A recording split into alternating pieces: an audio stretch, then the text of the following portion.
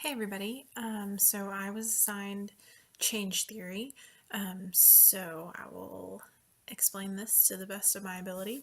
As it sounds, change theory is about how clients think about change and prepare to make changes in their lives. One of the things that I remember most about this that I think is encouraging is that through change theory, we look at clients not so much as non-compliant or oh what's the word unmotivated, so much as that they are change resistant.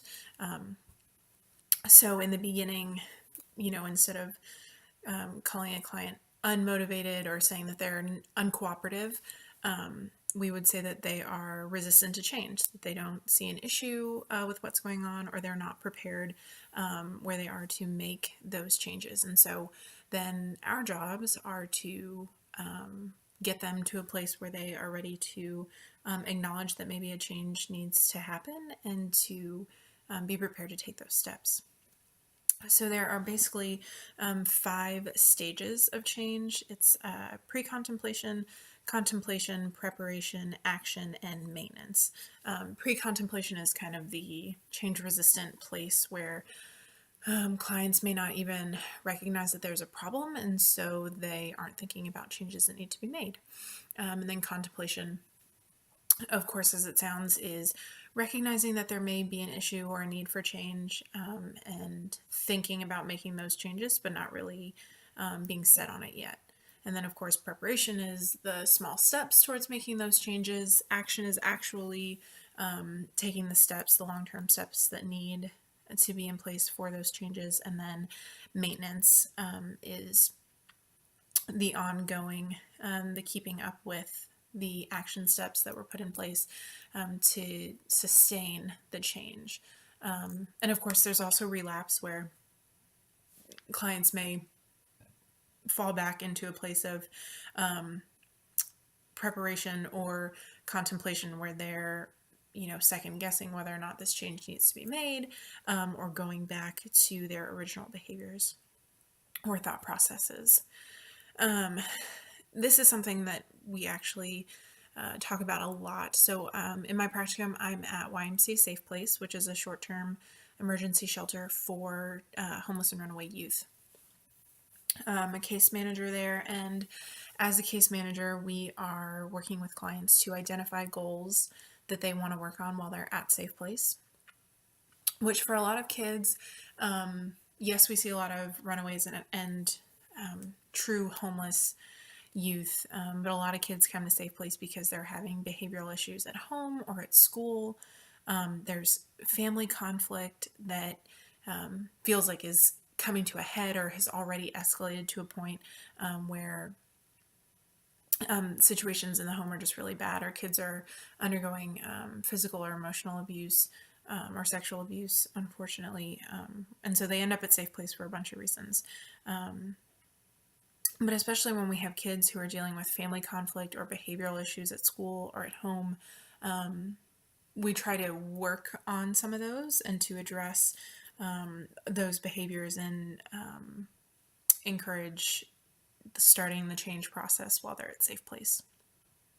So we do this with all of our clients to the best of our abilities, but a lot of our kids come in at this sort of pre-contemplation stage where there are issues going on at home, but they are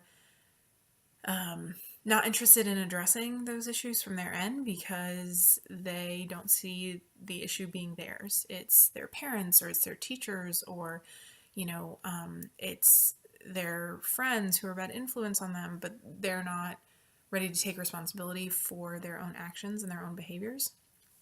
And so they don't see that change is necessary at that point. And so a lot of times when kids are coming in, we're dealing with them in the pre-contemplation or even sometimes the contemplation stage. And so when we meet with them to set their case plan for the first time, we ask them to set goals. And then there are 2 questions that go with that. The first one is, what do they need in order to reach their goal, from us, from their parents, from their schools, practical resources like counseling, or sometimes getting back on their medication, or anger management or things like that.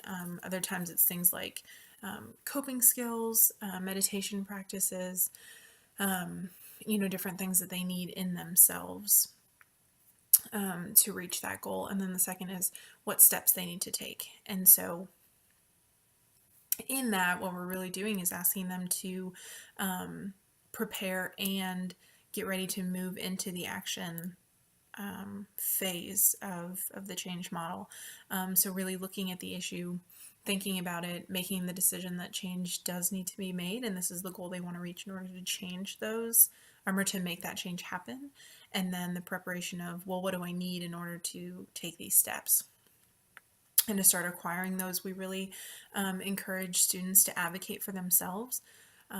We do that a lot in family team meetings. So for example, I just had a client who was having some issues at home because he's the oldest and he has 4 younger siblings who are apparently super annoying, and just in his face all the time, in his space. They never leave him alone.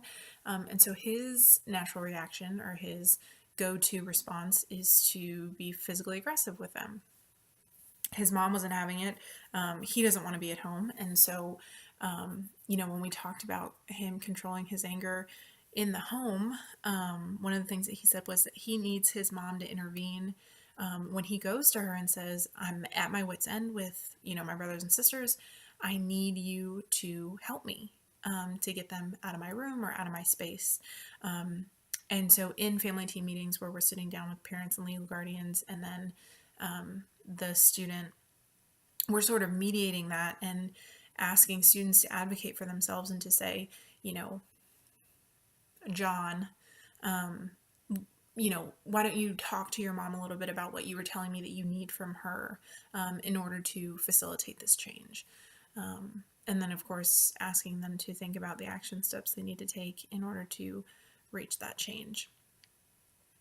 So I hope that's helpful. I have a ton of examples, but that's kind of the overview that we go through that I think is kind of a good example of utilizing the change model, especially in a short amount of time, because most kids only stay about a week. They can stay up to 3.